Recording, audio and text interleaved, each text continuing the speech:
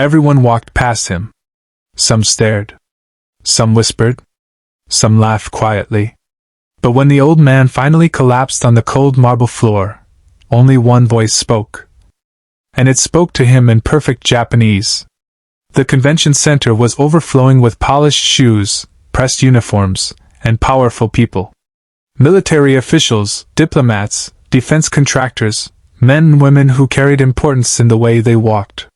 Flags lined the walls, cameras flashed, and security stood alert at every corner. Yet sitting alone on a bench near the restroom hallway was an elderly Asian man in a worn gray coat, clutching a small leather folder against his chest. His posture was rigid, proud even in exhaustion, but his eyes carried confusion, like someone dropped into a world that no longer spoke his language. He tried once, then twice, to ask for help. "Excuse me," he said softly in accented English. No one stopped. A group of officers passed, laughing. A young intern glanced at him, then away. A senior official frowned, assuming he didn't belong. The man's hands trembled slightly as he stood, leaning on his cane. His breathing grew shallow. The folder slipped from his grip, papers scattering across the floor, medals, old photographs, a folded invitation written in Japanese. And then his knees buckled. Gasps echoed, but no one moved. No one, except the janitor. Daniel Carter had been quietly mopping the hallway floors since dawn. A single father of two, he worked double shifts to keep food on the table. His uniform was faded, his boots worn, his name badge scratched. He was invisible by design, just another cleaner meant not to be noticed. But when Daniel heard the sound of papers falling and a body hitting the floor, something inside him snapped to attention. He rushed over, dropping his mop. "Sir, are you all right?" he asked. The old man looked up, eyes glassy, lips trembling as he tried to speak, but the words wouldn't come. Without thinking, Daniel switched languages. "Daijoubu desu ka? Are you okay?" The man's eyes widened. Daniel knelt beside him and continued gently, fluently. "Anata wa hitori jane. I'm a Tasakemisu. You are not alone. I'm here to help you." The hallway went silent. People stopped walking. Security froze. Heads turned. The old man grabbed Daniel's sleeve, tears streaming down his weathered face. "Nihongo jie, wakaru no ka. You understand Japanese?" Daniel nodded, steady and calm. "Hi. Wakarimasu." In that moment, the janitor was no longer invisible. And the old man on the floor was no ordinary guest. When the security chief finally rushed forward and whispered, "Do you know who that man is?" Daniel had no idea that his life was about to change forever. Medics arrived quickly, but the old man refused to let go of Daniel's hand. As they helped him onto a chair, he straightened his back, dignity flooding back into his posture. Security cleared the hallway. A senior officer leaned down to Daniel and spoke quietly, urgently. "That man is Admiral Hiroshi Takamura, former commander of the Japanese Maritime Defense Fleet. He's here as an honored guest."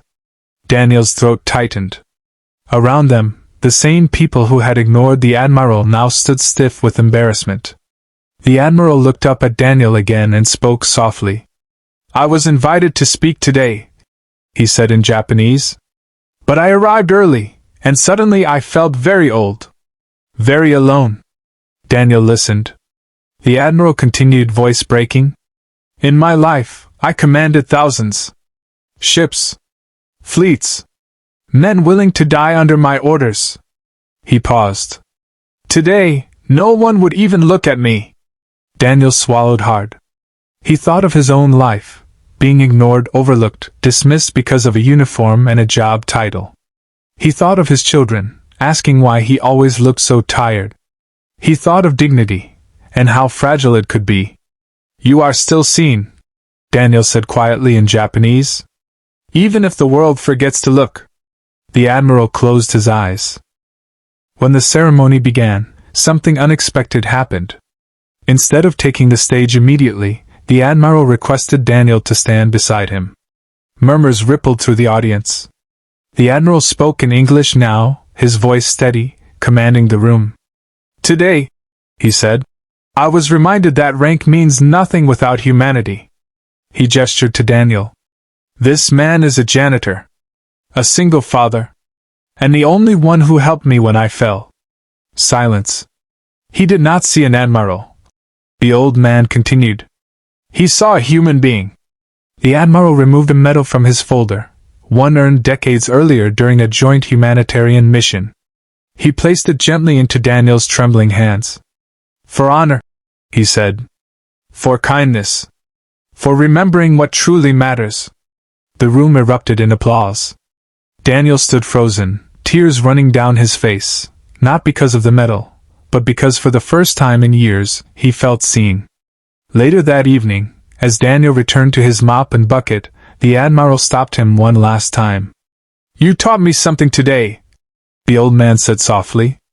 "And I hope your children grow knowing their father saved an old soldier's pride." Daniel smiled.